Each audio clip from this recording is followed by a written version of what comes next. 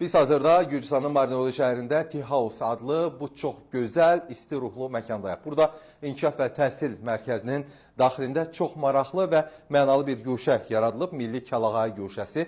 Bu güşə 26 noyabr Milli Kəlağayı gününə həsr olunmuş tədbir çərçivəsində açılıb. Güşənin təşəbbüskarları Mirvarid Dilbazi Poeziya Məclisi və Kəlağaya Muzeyidir. Açılışda isə Azərbaycan Milli Kəlağayı Muzeyinin rəhbəri Gül Eldar Tomarlı şəxsən iştirak edib. Və burada elə Kəlağayı nümunələri var ki, Güllü xanım özü də gördüyünüz kimi buradadır. Baxanda sanki əsrlər boyu danışan bir yaddaş duyursan. Qədim ipəkdən müasir naxışlar, Şəkinin Baskalı və bütün digər, yəni müxtəlif regionlarımızdan olan Kəlağaylar burada sərgilənir. Güllü Eldar Tomarlının nadir eksponatlarından burada biz görə bilirik. Elə burada milli mənəvi dəyərlərə hər zaman önəm verən Fatma şairəni, Fatma müəlliməni, dil ədəbiyyat müəlliməsini mən istəyirəm təqdim edeyim. Bura gəldiyim gündən onun milli mənəvi dəyərlərin təbliği istiqamətində, buyurun keçin Kəlağaylarımız tərəfə zəhmət olmasa, milli mənəvi dəyərlərin təbliğatı istiqamətində sizin böyük zəhmətləriniz var. Elə Ramiz Bəkirov, həmçinin elə sizin də Kəlağayı yaddaşdı, sirdi, sehirdi. Kəlağayı görəndə nənələr yada düşür, analar yada düşür. Biz keçmişimizi güzgü tutmaqla gələcəyə doğru addımlayırıq. Gənc nəslə biz bu milli dəyərlərimizi təqdim edirik, təbliğ edirik və düşünürük ki, hər bir Azərbaycan xanımının, qız gəlinin mütləq bir Kəlağayısı olmalıdır. Mən deyərdim ki, Kəlağayıcı qoruyucudur, qoruyur, milli ruhdur, insana çox gözəl belə ab-hava gətirir. Məqsədimiz bu milli irsimizi gələcək nəsillərə, bugünkü nəslə çatdırmaqdır. Fatma Aslanın özü təşəbbüs göstərdi ki, Azərbaycan Kəlağayısı muzeyi yaratmışsan Bakıda, Gürcüstanda da olsa yaxşı olar. Emin müəllim də sağ olsun bizə məkan ayırdı və bu gözəl xanımın təşəbbüsündən mən ürəklə 50 qədimi milli Kəlağayını elə bura təqdim etdim. Hansı ki, muzeyə təqdim olunan Kəlağaylar deyildi. Öz hesabıma alınan Kəlağaylardır.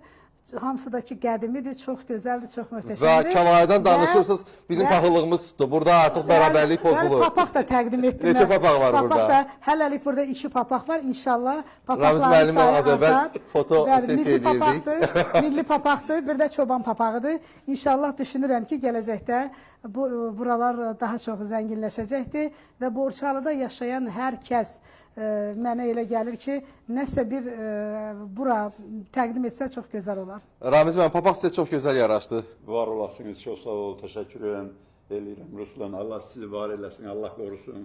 Mən çox fəxr edirəm, sizin bütün verilişləri izləyirəm ki, siz bizim Gürcüstanda milli mənəvi dəyərlərimizin necə yaşadığı, ona necə qayğı göstərilir haqqında silsilə verilişlər verirsiniz.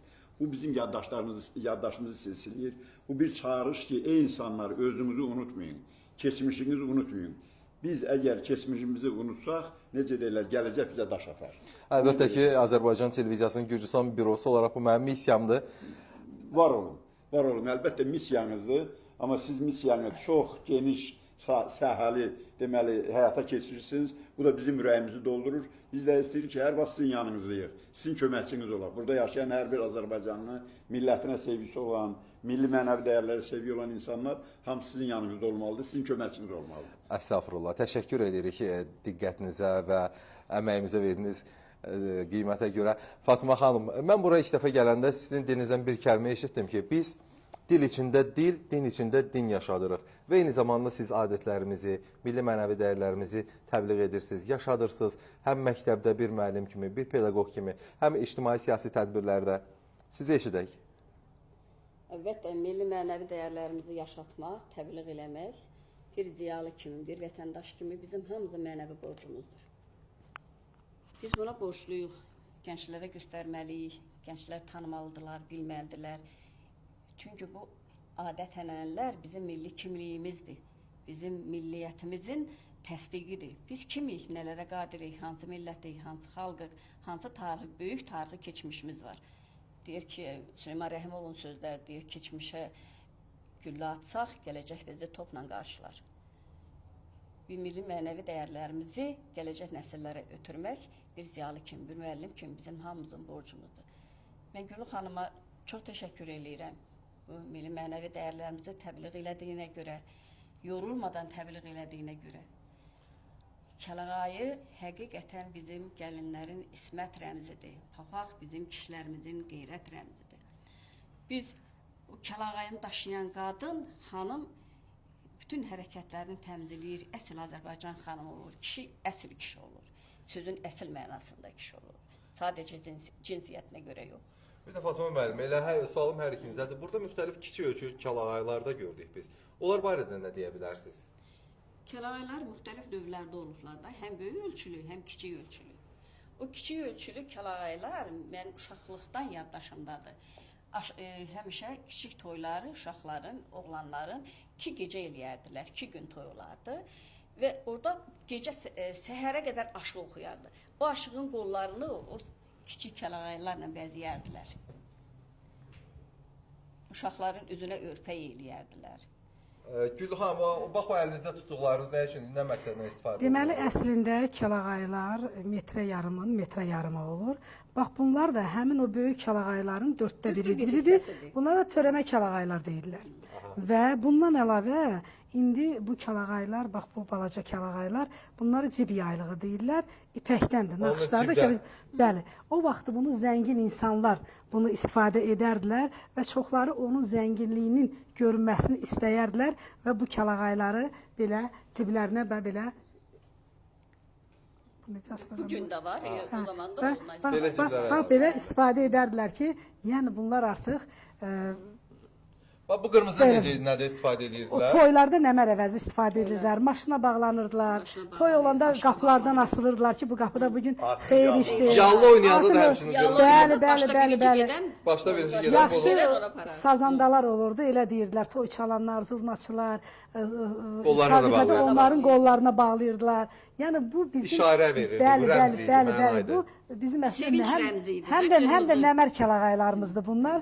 Ona görə də bax bu kəlağaylardan o vaxtda çox istifadə edirlər. Qırmızı rəng şadlığın rəmzidir, şadlığın Bəli, rəngidir. xoşbəxtlik rəmzidir. Deməli, mənim İncə Dərəsinin Kəmərli kəndindən zurnaçılar dəstəsi var idi. Mənim orada toy çalan idi. Onlar gəlirdilər, Borçalı toylarına dəvət alırlar. Qaydanda bizim evə gəlirlər və həmişə bizə bu kəlağaylardan verirlər. Bu balacalardan onlara nəmər əvəzi verirlər. Bəlkə də bu da mənim bu kəlağayı muzeyi yaratmağıma bax bu vəsilə oldu ki, bunlardan məndə çox idi. Bax bunlar da gördüyünüz kimi bax innabı rəngdir. Bunlar da ağzəmin kəlağaylardır. Fərqli yeləndə. Burada hansı bölgələrinə əsas toplanıb bu kolleksiyada? Əslində bax bura verdiyim ki, kəlağaylar var. Mən bunların bölgələrini deyə bilmərəm. Ona ki, Bəs mən yaşı bunların var, nə təxminən nə deyə bilərsiniz? hamısının bunun hardasa, bax bu Herati kəlağayıdır. Az qala bunun 200 yaşı var. Ona görə ki, bax bu da Herati kəlağayı sayılır. Bu müasirdir. Ancaq bunlar qədimi kəlağaylardır. Bunlar da çox, hamısı qədimi kəlağaylar. Bax bu qara rəngləri nənələrimiz yasda istifadə edirdilər. Bunların rənglərinin mənası var. Heç yasda yox, elə-belə yaşlı qadınlar da başlarına.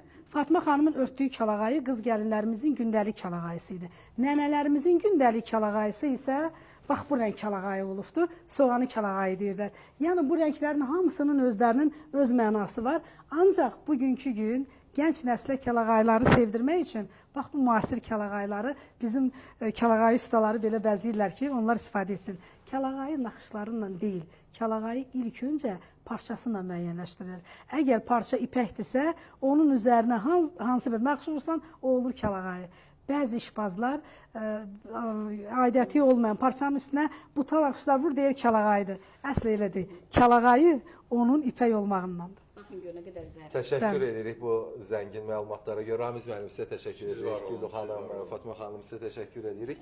Ümumiyyətlə bu kəlağayları görmək istəyən, özü şəxsi belə səhifələri üçün, şəxsi arxiv üçün foto sessiya etmək istəyən, şəkil çəkdirmək istəyənlər hara gəlsinlər?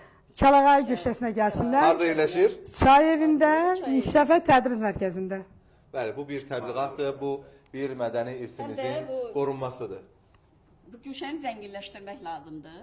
Bu həm də bir çağırış olsun. Kimin evində var, harda saxlanıb, kim yerini bilir, gəlib bizim o güşəyə təqdim eləsinlər. Əlbəttə ki, mən əminəm ki, burada hər bir evdə kəlağaylar var, hansı ki, indi onlar sandıqlarda, evlərdə, bəlkə də unudulub gedir.